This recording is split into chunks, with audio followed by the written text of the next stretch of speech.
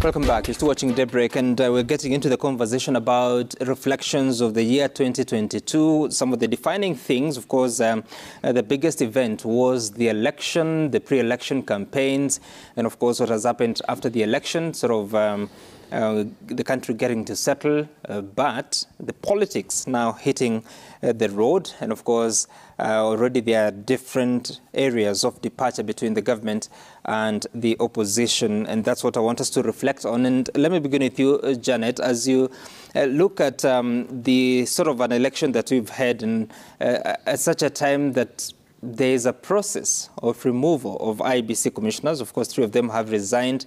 1 remains. What would you say has been one key lesson of this election, if you had to compare it to other elections, 2017 or 2013? Thank you, Sam. And just before I answer that, I have 2 probably rebuttals to what my colleagues have been talking about here, and I beg to do that first. Okay. You had asked about the promises that had been made. Mm-hmm. And my dilemma here is about integrity of leaders. When you stand on a podium and you say whatever it is that you want to promise people, and then you turn around on it and you don't have, even the courtesy to even explain why you're making the U-turn. Is it a culture that we are developing as Kenyans that you can comfortably lie? You're being watched by children, and then you don't even come back to say, I know this is what I had said, but because of this and this reason, we are not going to take that path. I mean, what happened to that kind of integrity, especially when you're talking about the top leaders? I would want to especially talk about NHIF. Mm-hmm. Because I held a promise that by the time it is December, everybody in this country was going to be having, is it NSF or NSSF or NHIF? NHIF. And you can always play the clip. We are now in December, and there is no mention of that, and there is no explanation whatsoever. So I really think that maybe in terms of accountability and how we are forthright, that needs to be checked. Okay. And then also I listened to Senator Gloria saying that a lot of these corporations are headed by people that have got scandals. I'm shocked. Anybody from that direction can talk about scandals. Show me the cabinet secretary, line them here and tell me those that have got scandals, why are they holding cabinet secretary positions? Are there some people that are supposed to have scandals and still hold positions? And then are there others that when they have a little scandal, they should not come anywhere near office? So I think, and when I listen to the tone of the conversations, especially coming from Gloria and others that we've shared podium, I would really want to encourage them to work within the confines of the human rights, because pushing people out on account that they were Azimio, pushing people out on account that they don't, I think there's a way we can implement government, but within the confines of what everybody, knowing that everybody has got a right to defend themselves. Right. Everybody as an expert has got a right to explain probably why, because some of the issues I hear are being talked about corporations are not necessary. Some of them are even because of resources. Those people that sit there are not the ones who in parliament who are supposed to have allocated resources for doing the various things that are now being asked. And anyway, why do we prosecute government business on media?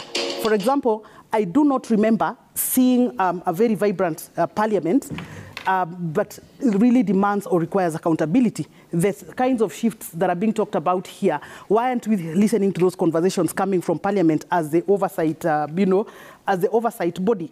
Sort of to say, a lot of the things that we criticized Uhuru Kenyatta for, we are going to criticize William Ruto for, because in this country is like we do not have institutions that do their job. Right now, Parliament is now angling to belong to Kenya Kwanza, so that then we will not have any oversight, taking place. What do you mean with that? I thought there are 2 coalitions. I know there are 2. There are 2 coalitions, yeah. But if you're asked why, for example, in the last parliament, we did not have clear oversight.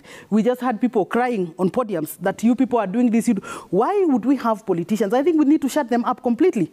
If you cannot ask those questions in parliament, because that is where the work is supposed to take place. Right. You cannot stand on a podium and you're somebody, say, like the deputy president, you're somebody like, say, a member of parliament, for example, and you want to stand on a rally. What do you want that market woman to do? especially, for example, about the cost of living. What would you want the market woman to do? So I think there is a lot of mediocrity going around, and Kenyans have just embraced, or either because of fear, and I really know that we are moving to a place where a lot of, like, let me talk about the Law Society of Kenya, for example.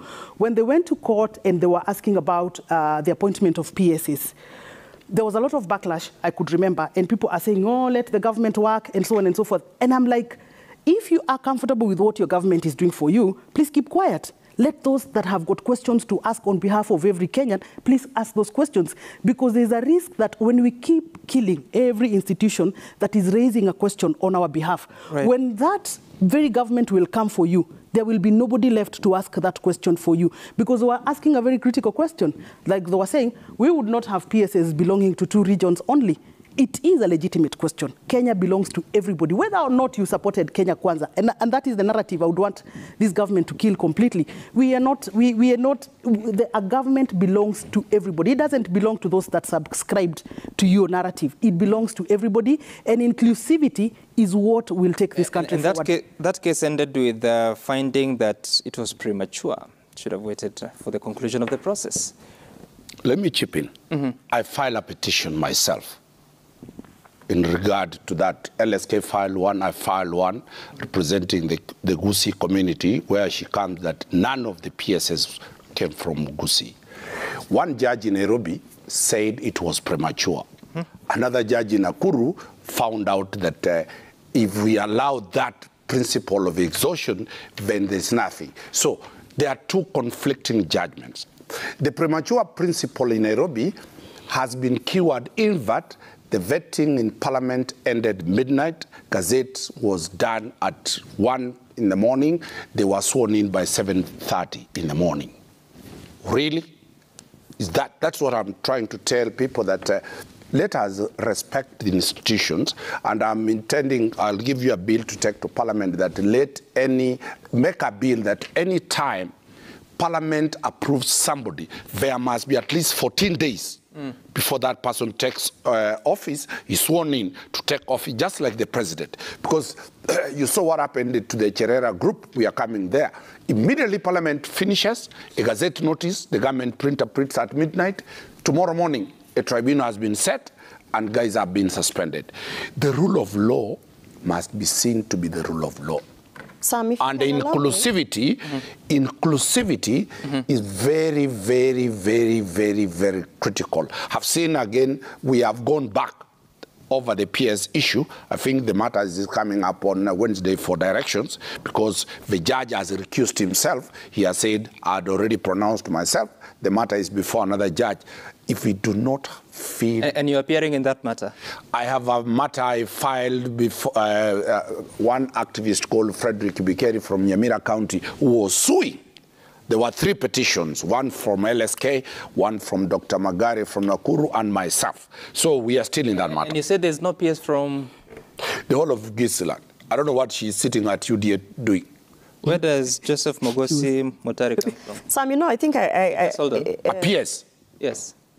Probably he has been appointed now. No, he was sworn in. He's the PS... There is none. Public Service, Gender and Affirmative Action. There is none. That is Akuria, my brother. There is none. And that is a petition I filed in court. There is none. Sam. Yes. And we've raised serious issues about that. Allow me to just pronounce myself on 2 things. First of all, Wakili, yes. I am not nominated to the Senate to go and represent Kisii. All things. I am not. And you know, that is that tribalism that they want to institutionalize and push towards our direction. We are saying no. I am nominated under the affirmative action project to represent women who are not represented because we have not yet reached the 2/3 gender rule.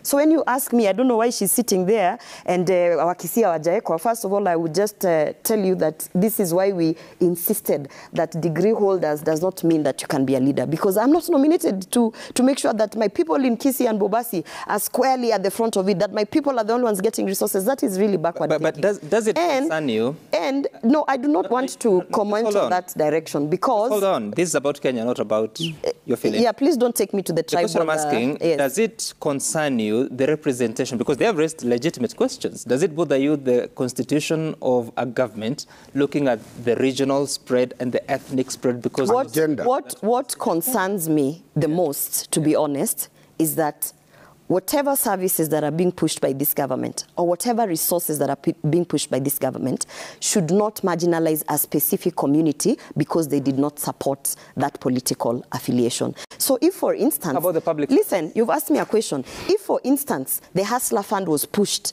and suddenly we were told this Hustler Fund is only specifically just for Mount Kenya and Rift Valley, and it did not touch Gusii land, of course I'll be up in arms. Because I'll say, hey, come on, this is something that is supposed to benefit all Kenyans. If today I look at a plan, a project plan by this government, where I see that the only national roads that are being put are in Mount Kenya and Rift Valley, again, then I will say, okay, there's a problem here, because why are we not looking at Northeastern and this and that? That is what concerns me. So whatever, this direction that they are trying to pull me on tribal lines, I'm not going to comment on it, but I also allow me, Sam, to please comment on the fact that when we come to media, you said that, you know, we shouldn't be coming here to talk about government business, our issues on oversight. You talk about, talking about scandals. I am a senator, and my work is legislation, oversight, and representation. While I was mentioning a very key institution called Media Council of Kenya, and actually pointing out that the leadership there, that the CEO has to be held accountable for misappropriation of funds, it is not something that I'm mentioning on TV only. I have had a statement in Parliament. It has been sent to the ICT committee. I am sitting here with audited reports where our Auditor General, Nancy, actually went out and said 49 million cannot be accounted for, went out and said that large amounts of money was pushed on ghost consultants that were not really hired.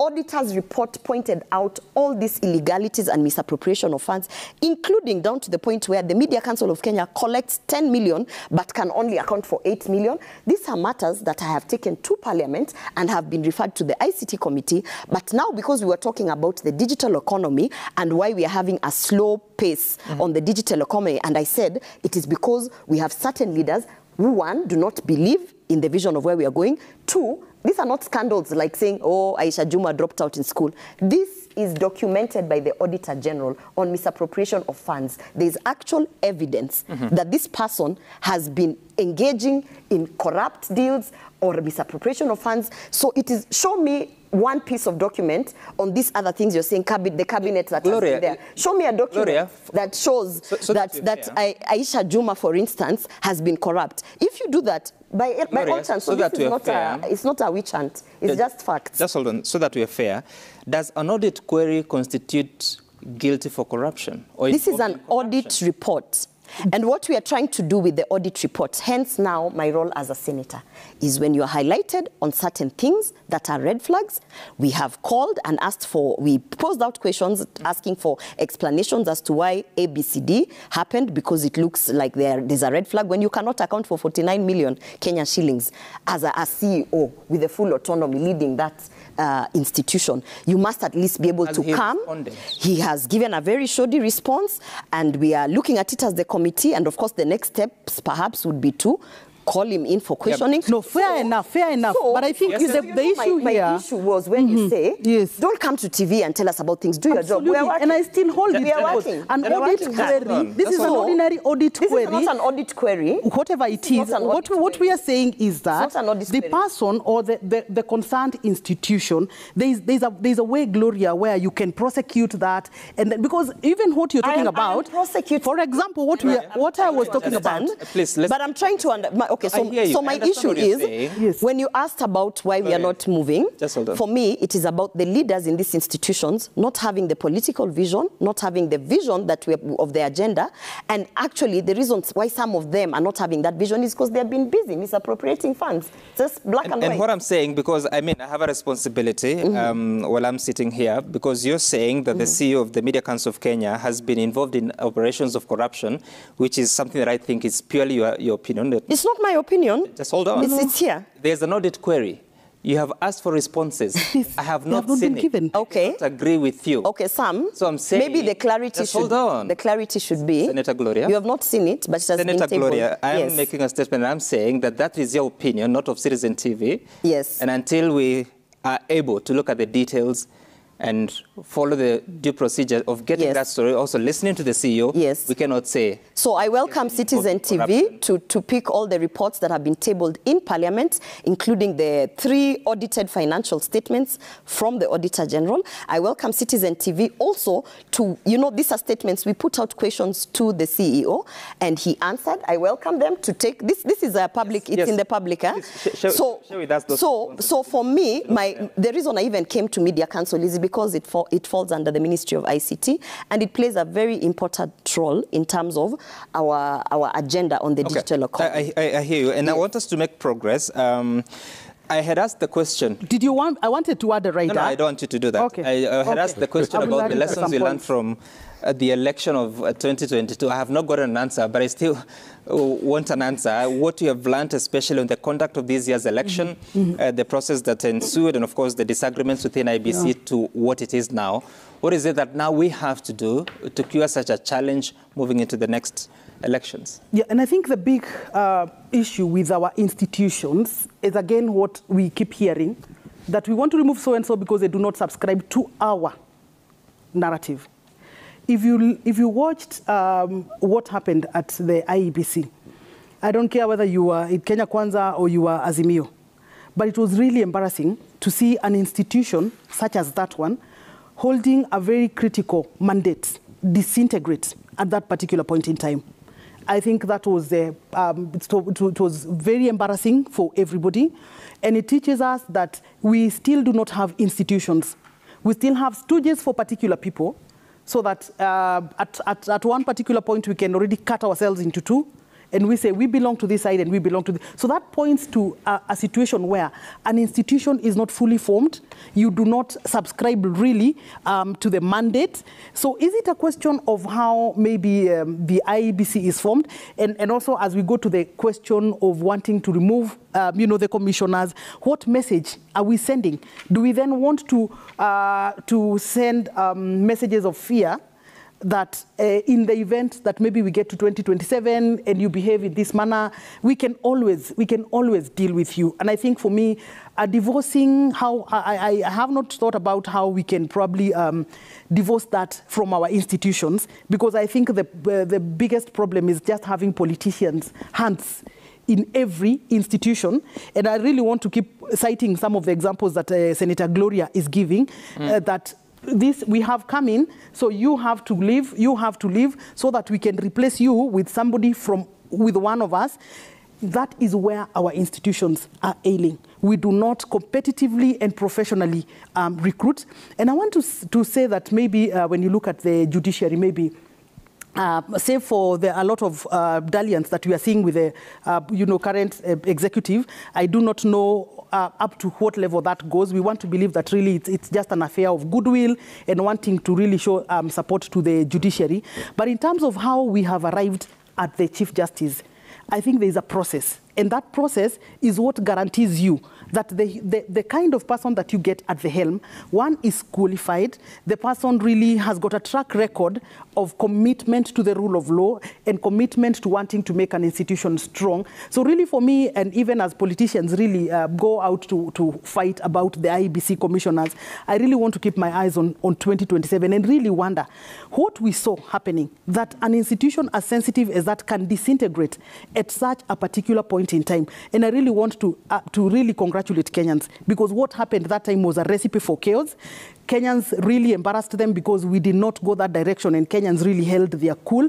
But I think even the leadership itself really needs to get worried about institutions such as the IEBC. How can we, as much as we can, resist the temptation to want to influence and to want to keep our stooges, if for nothing else, for national stability? Okay. And Dunstan, when you look at even the amendments that were before Parliament on the IEBC Act on how the recruitment panel will be constituted, still lays the responsibility, 2 of them, Parliamentary Service Commission, there's the LSK, there's the Interreligious Council, there's a Political Parties Liaison Committee, and there's another institution, the Public Service Commission. So those are the people that are to come and invite applications and then do the interviews and recommend names to the president. I mean, even when you prescribe such, how then do still politicians manage to get in there and have a bit of influence? Sam, in 2007, I think I was still an adult, Kenyans never trusted the IEBC. It's okay. Kenyans never trusted the judiciary. We slaughtered each other badly. Nobody could dream of going to court, because the courts were kangaroo courts and IEBC was in the hands of the then head of state. We decided in 2010 that we can never go that route again. Let us, one, put a very strong IEBC, and let us also put a very strong judiciary and very strong commissions and independent officers to safeguard the trust. Out of that, 2013, the loser trusted the courts. He went to court. And the decision of the court was final. 2017, the Supreme Court was still regarded to be supreme, carrying all the 42 million Kenyans together. When President Uhuru Kenyatta's election was declared, they went to, Raila too, went to Supreme Court, and the court nullified the election. But the punishments were never provided for the IEBC to undergo. 2022, we have completely a new way of doing things, where the IEBC must be removed and be reconstituted according to the wishes of Kenya Kwanza. We have a judiciary, not the lower judiciary. We have a Supreme Court that the CJ cannot appear before Parliament when they are being inducted in Kasarani. She cannot appear there because she does not have full support of the legislature. A very critical question Kenyans need to ask. If the CJ cannot address Parliament, she can address half Parliament, and half Parliament has issues with her. What is the fate of 2022, 27?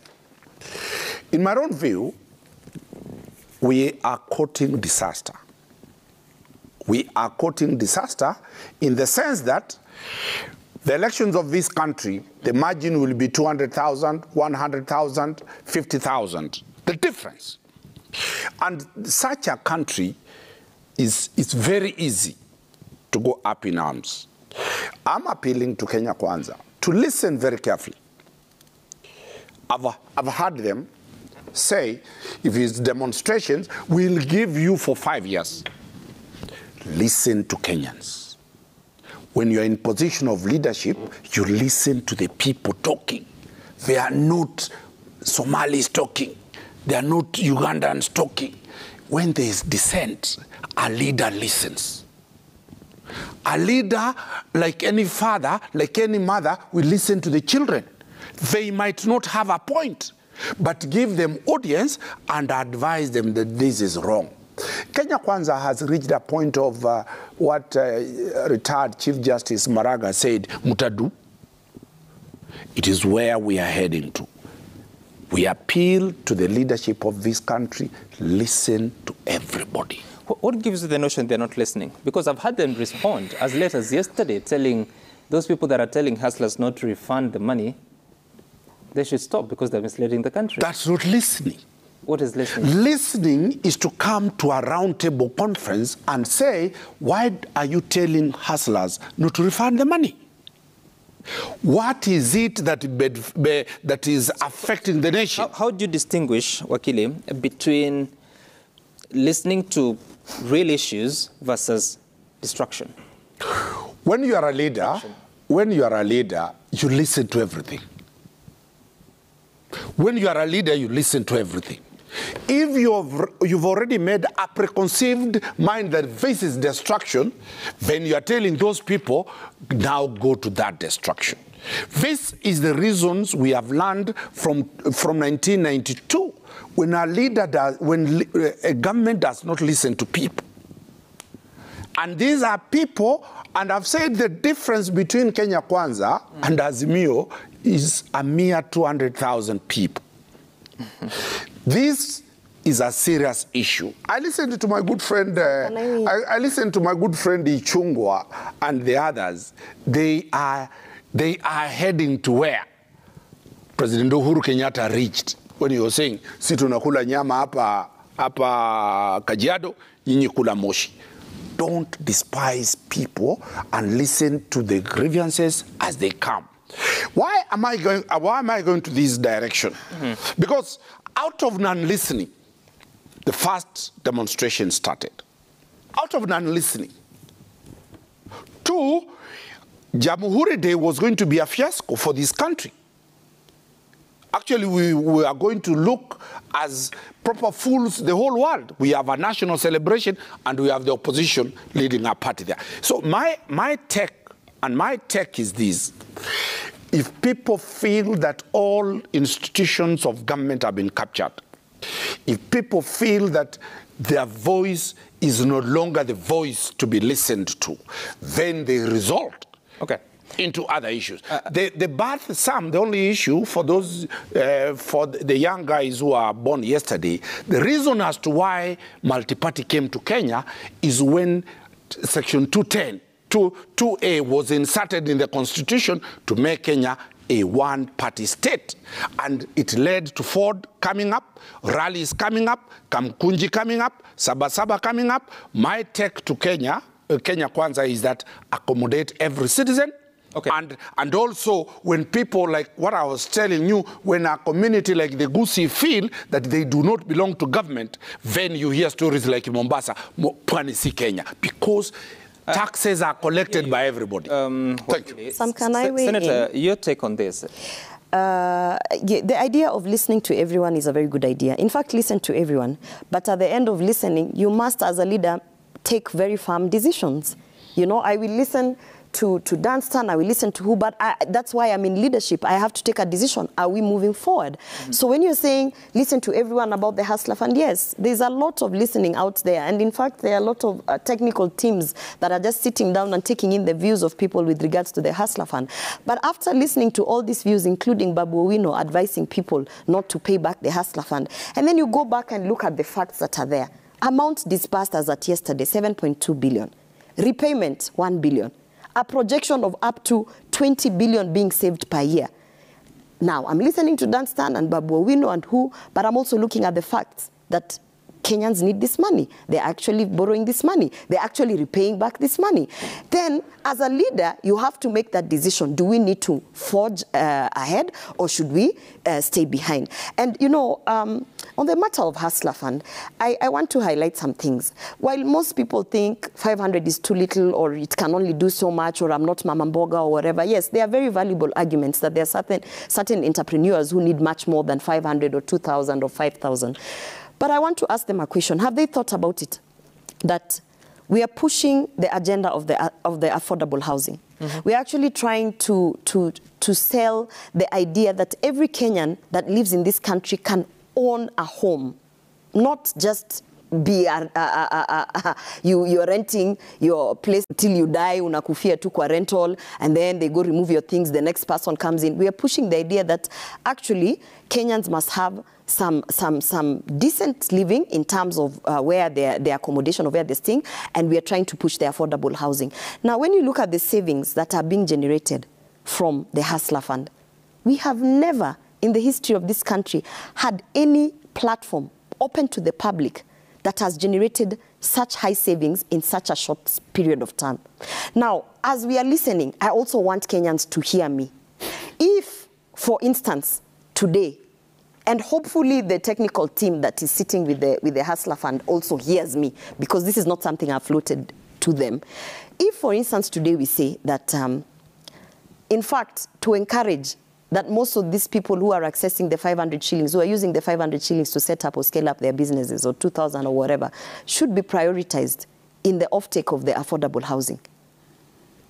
You have the money sitting there. There's a savings scheme sitting there. I have been, if I started taking the Hustler Fund from when it was launched to at least the next 6 months, if you look at the savings that I'll be making from it, and the money that the affordable housing is actually looking in terms of the deposit, it's going as low as 10,000 Kenya shillings. So yes, criticizing the projects actually is what Kenyans should do, because it helps us to harness and refine the product. But to say that we should listen to someone, it's like a leader standing and telling you, don't pay your rent.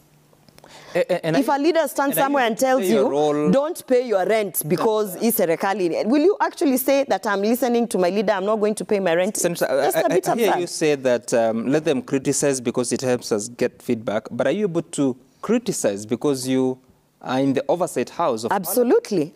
Otherwise, I would not be sitting here criticizing state agencies under the Ministry of ICT. I'm talking about you oversighting the government. Yes, but I'm oversighting the government now. Even my statements and my bills that are in Parliament have everything to do with oversighting the government. When I'm actually, some of these people are even walking around saying that they are protected because they are people who were part of the campaign or whatever, but I'm calling them to the house and saying, no, there are red flags here, come and explain. And in fact, if you have no explanation, so I'm able to do that.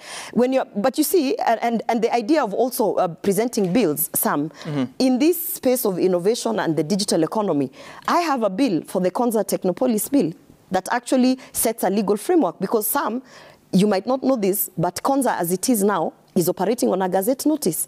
When you're operating on a gazette notice, it means that even investors are not able to say, why am I pumping in certain amounts of money? Where is the security in that? Who am I dealing with? Who is the organization I'm dealing with? How is it structured? So those have been bottlenecks that I've actually literally told the president that we need to fix. So criticizing the government, we are doing that whether or not we have been nominated by the same government.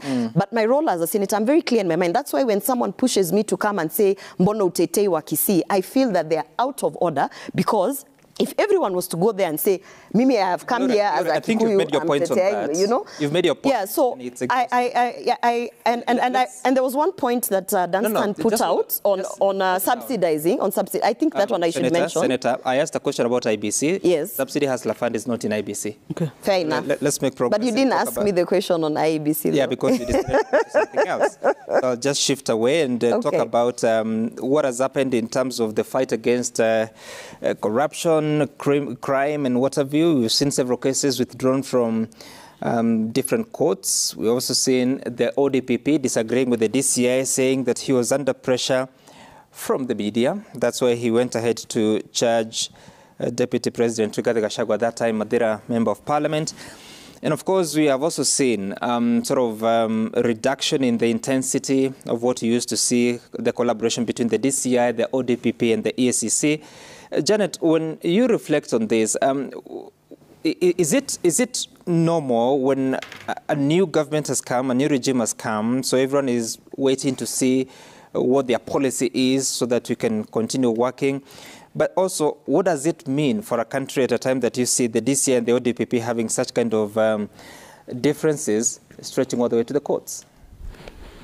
Yeah, and I think, as I said before, it's really very worrisome. And for me, anybody trying to give an explanation that they were under pressure from who, I think they should first resign from their jobs, because you do not take instructions from your boss, especially when you have a mandate to do. We can laugh about it. We can think that maybe I am being naive or something, but we must get there. And I want to remind Kenyans something that was going around.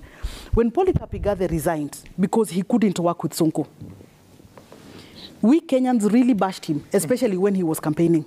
This country, we do not believe in a professional saying that I was employed to do this job, but I am not able to do it under the circumstances, and therefore I am happy leaving, so that probably somebody else can be able to work under the circumstances. We do not have that culture. So you want to cling on your job, and then you want to float very flimsy excuses that you were pushed, I don't know by who. And then we have a parliament that really, I don't know really the kinds of people that are sitting there lying to Kenyans that they're doing oversight, because those questions, I cannot ask them, Wanjiku cannot ask them, but it is parliament that we have given the mandate to really bring these people and ask them, how are you telling us that you, because a lot of the cases that we have seen, And I want to say that Kenyans have been treated to a lot of drama. And at this particular point in time, even the directors that Senator is saying that they have got scandals, how do we know that they are not politically instigated scandals now that they want to be removed because they don't subscribe to Kenya Kwanza? In any case, we have evidence that there are people that we have been told that they were framed because they were out of favor with a particular regime. So I think we have to admit at this particular point in time that we do not have institutions that are doing what they're supposed to do for Kenyans. We have institutions that are now going to be replaced by other people to now implement business on behalf of other people. And I want to really say that it is very, very, very unfortunate. When we see institutions not working together, let's not clap as Kenyans. Maybe it is serving a particular group of people, and that is why they are engineering things to work in that particular dimension. But I think the biggest call now is for Parliament. And I think that we really have to embrace the institutions that are doing, let alone the Parliament oversight. Maybe institutions like the Law Society of Kenya, they really need to come up very strongly to defend Kenyans. We need a strong opposition in this country as much as we needed it as early as yesterday, because I always tell Kenyans that today you are in favor with government, but tomorrow when you will be out of favor, these particular institutions that you're killing or criticizing for probably asking questions to your favorite government, when you will need somebody to defend you, those particular institutions will not be there. So really, it's really a shame moment for us. And even when we keep seeing cases collapsing day after day, and then seeing a happy DPP announcing that they do not have evidence, it's a big shame. It's really, really a big shame that we can let ourselves, get to that. Who do we trust again? So what is the solution out of this? I think I don't have any for now, but we must call. I don't have any, but we must call Parliament to order. We must really call Parliament to order. It is the oversight institution, because what we are saying has lacked is oversight, because the executive, what did not stop the previous executive from invading the institutions? Have we put any checks now to ensure that the current executive also does not invade? Even as we're talking about IEBC now, and we're saying that we think IEBC is ailing. I'm reading my papers today, and I'm seeing 2 commissioners have been awarded Elders of Burning Spear. So I'm wondering, what criteria was used to now say that this section of IEBC served Kenyans to the height of deserving to be awarded Elders of the Burning Spear? I think we're in a game of musical chairs, and we have to really watch what the role the executive is having on particular institutions, especially the IEBC, especially the DCI, especially the DPP. We really must watch. And that role, unfortunately, we might not do much, especially as advocacy people or as activists, but Parliament has to do everything. Were you happy with the work of Chairman Chebukati, Abdiguli, and Boyamolu? I was not happy with it because if this is a person that cannot hold an institution together, I think for me, he cannot hold an institution together. He cannot hold an institution together. Yeah, because even the CEO has been awarded. Marijan. Yes, I think an MBS, Moran of the Order of the Burning Spear, and then the commissioners and the EBS, well, and so many others that have been honored, including parliamentary leaders. Honorable, sorry, Wakili. Your brother is honorable. No, Wakili Dunstan. So, and some of these cases you are involved, I think. I have a list of 7 cases whose fortunes have changed or status has changed. Joe Sang, the former MD of the Kenya Pipeline Company, was just acquitted last week by Senior Principal Magistrate Victor Wakumile. Yes. Before then, the same Senior Principal Magistrate presided over the withdrawal of the case against Rigathi Gachagua on grounds that there were gaps that the DCI did not support the ODPP in sealing. Aisha Jumwa turned from a charged person to a state witness in a murder case. There's also a case involving corruption in a CDF situation in Malindi that was also dropped. Aisha Jumwa. She's no longer charged in that case, rather. Then Ben Chumo, who was supposed to be vetted to be appointed chair of the Salaries and Remuneration Commission some 4 years ago. Yeah. The case collapsed, and the reason was that DCI failed to collaborate or to cooperate. Mithika Linturi had an attempted rape case that was withdrawn after the complainant withdrew the case. Tob Cohen, it has turned from a charge to an inquest. What is this pattern? And what does it tell us at such a time? And I know you may be conflicted because you're involved in some of them.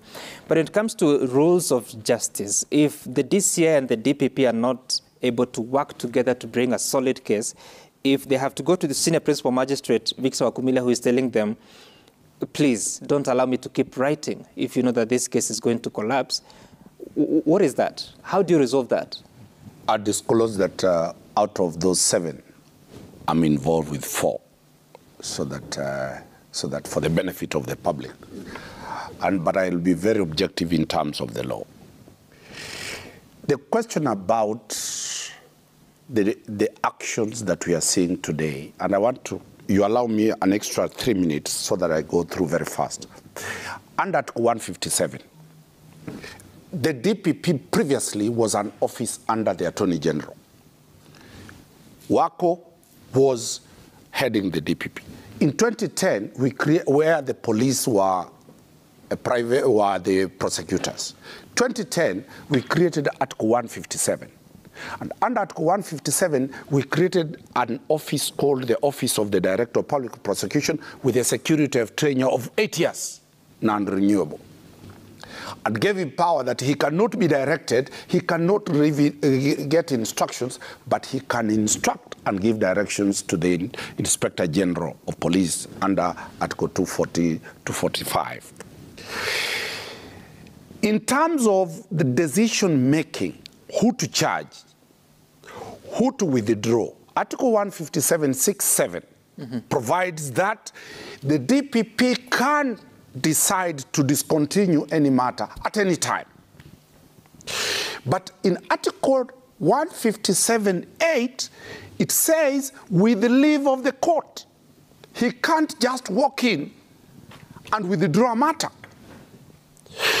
The permission of the court is so fundamental.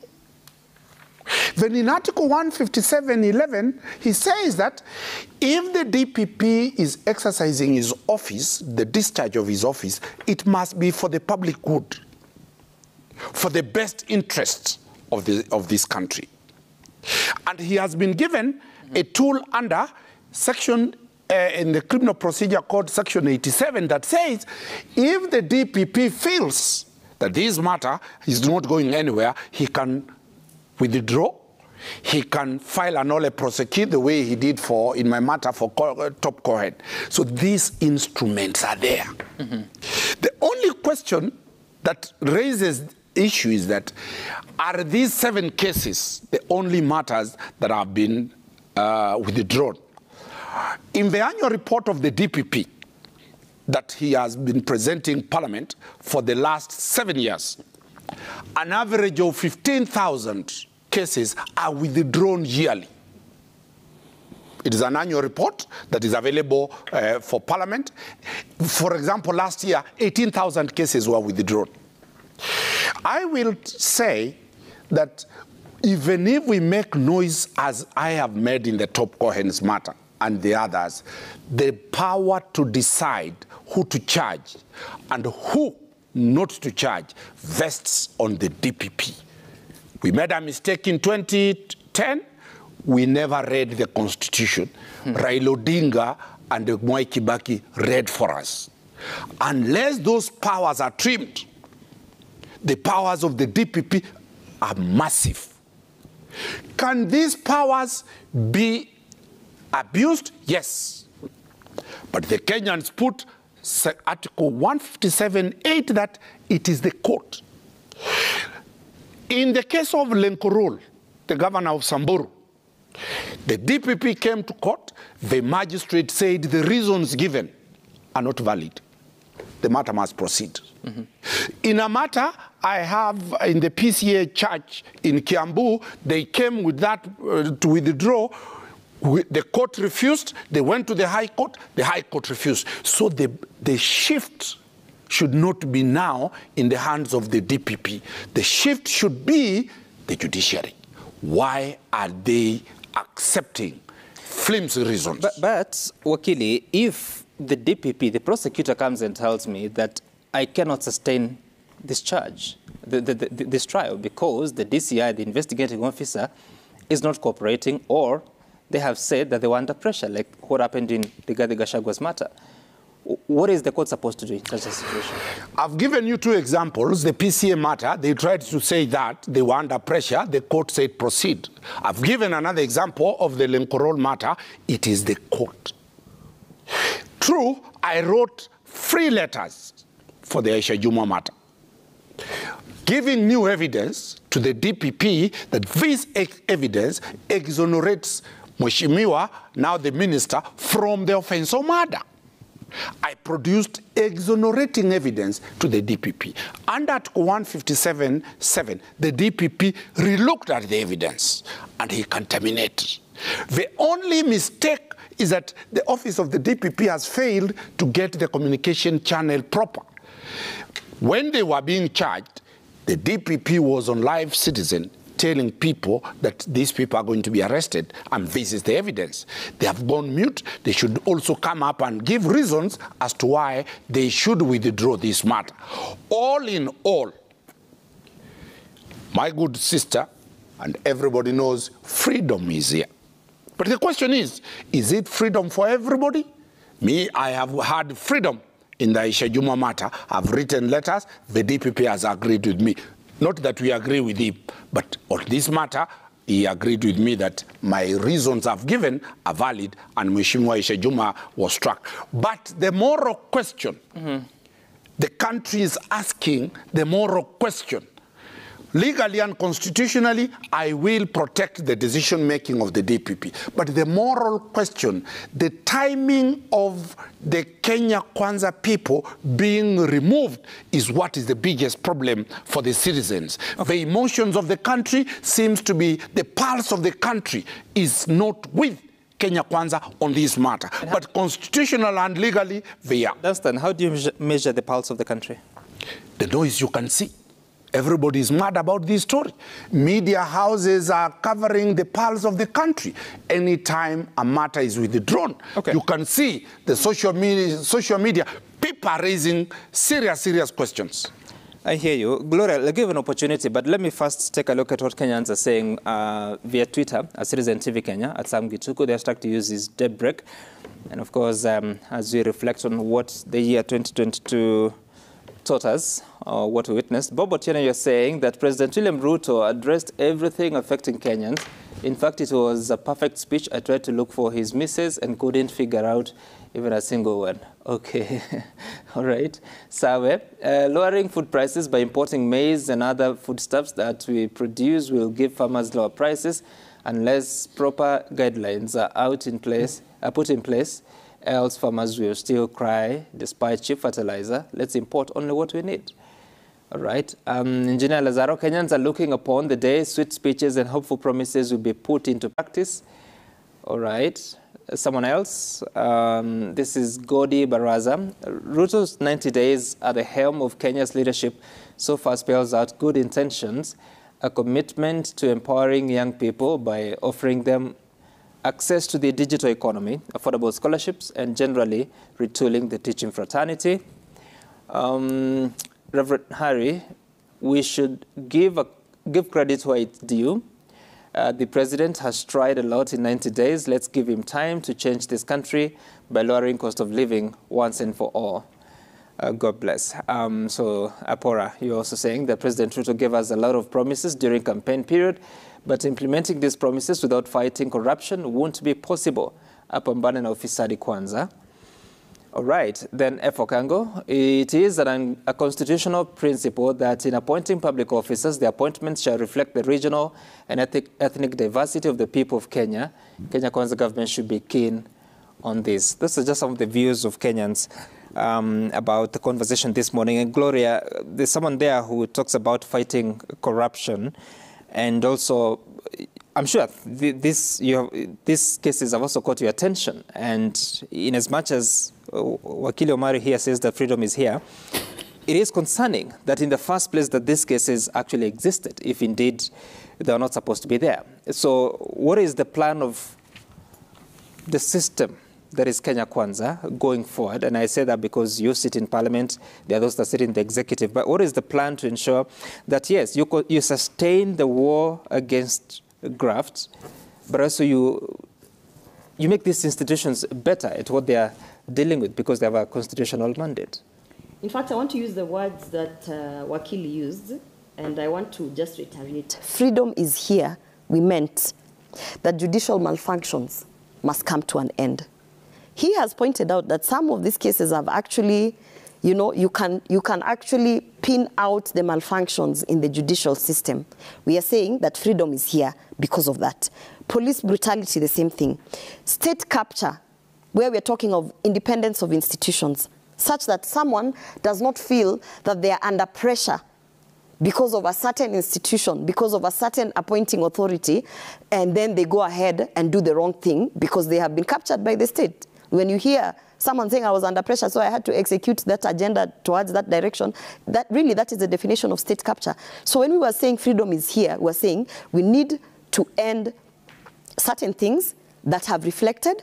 There are people who were, they had cases were thrown on them the moment they supported William Ruto. That is a fact.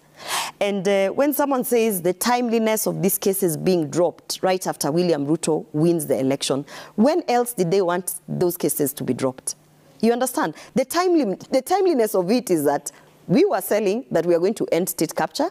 We were selling the idea that institutions must be independent. Mm-hmm. So therefore, if there was a person, an institution somewhere feeling the pressure that they had to, for instance, pursue a case against a certain individual because they were supporting William Ruto, when freedom came and when we decided independence of those institutions must remain absolute, then of course the timeliness of the same would be that from now going forward, if you do not have enough evidence, if you don't have enough documentation to continue with the procedures that are there in terms of getting to convictions, then you must do the right thing. If the right thing means that you're dropping the case, you must drop the case. If the right thing means that you must go back into investigations, you go back into investigations. So what people were feeling and what Kenyans were feeling was, first of all, the impact and the effect of having a leader who understands that the independence of institutions must be kept absolute.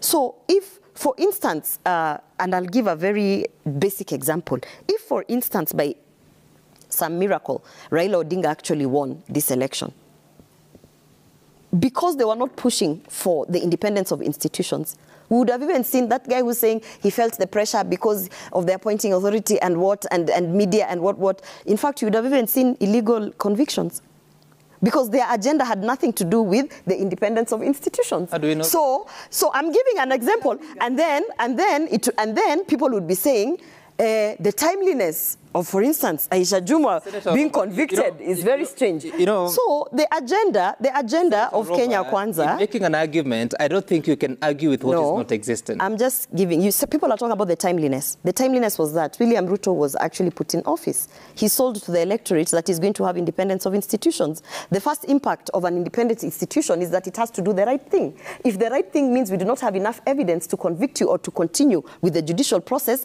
then we are forced by law to drop that case. That is what Kenyans were feeling, the impact of having independent institutions. So in your view, there's nothing... This withdrawals and collapsing of cases is legal through and through.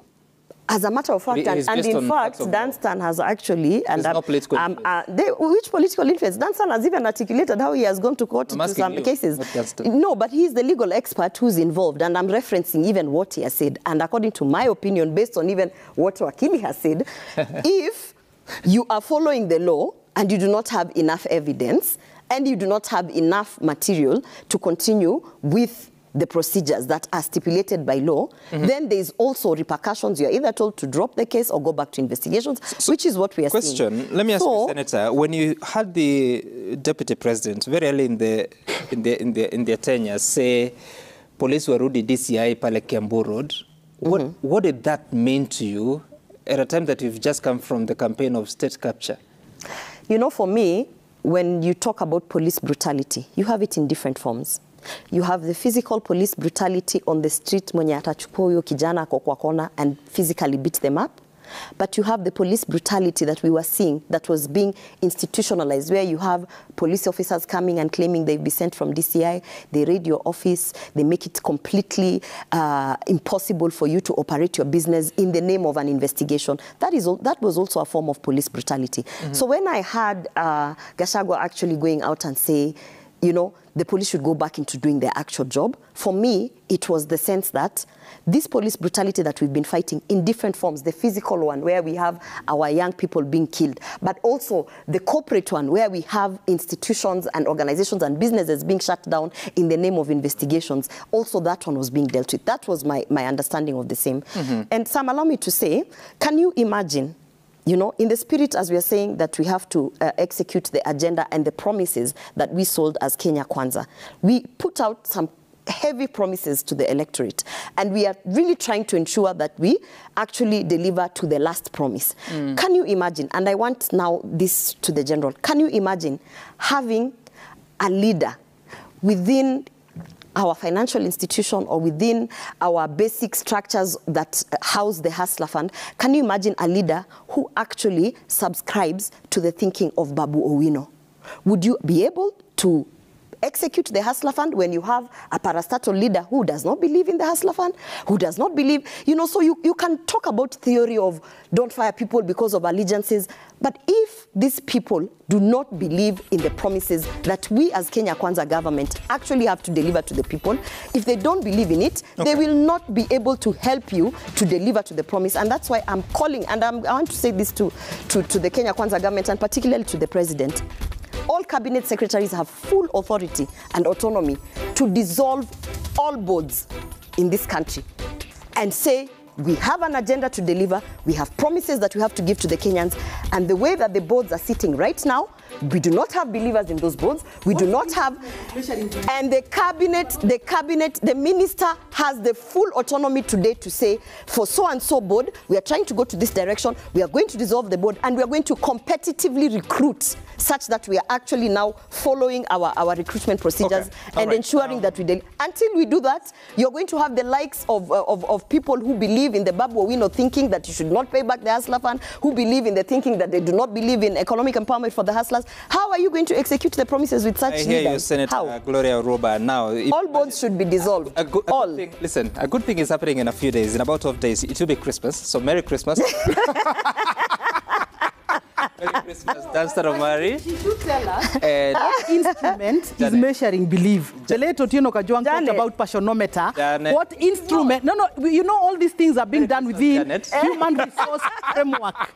What are we measuring belief? All parastatals should be dissolved and competitively recruited towards the KK agenda. And Merry Christmas. I can assure you, Senator. Merry Christmas to Kenyans. Your statement is on record. Yes. So is yours, Janet. But Merry Christmas. Merry Christmas. Merry Christmas. See you next year on Daybreak. Bye for now.